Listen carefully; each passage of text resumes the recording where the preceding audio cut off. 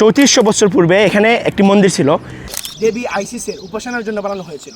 আমরা আজকে আসছি হচ্ছে লক্সুরের কলোসিয়াম মেমননে, যেখানে হচ্ছে দুইটি বড় বড় মূর্তি দেখতে পাচ্ছেন, এবং এটার ইতিহাস হচ্ছে 3400 বছর পূর্বে এখানে একটি মন্দির ছিল, এবং খ্রিস্টপূর্ব 27 বছর পূর্বে এখানে একটি বড় বন্যা হয়, এবং সে বন্যার কারণে সব ধ্বংস হয়ে যায়।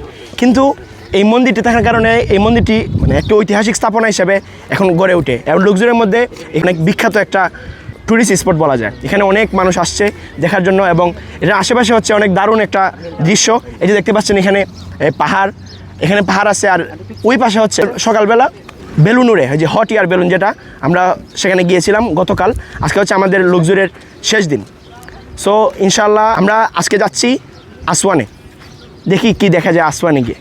হ্যাঁ, আমরা এখন চলে এসেছি আসওয়ানের ফিয়ালে টেম্পলে, যেখানে হচ্ছে পানি আছে, পাহাড় আছে, এবং সাথে টেম্পল আছে।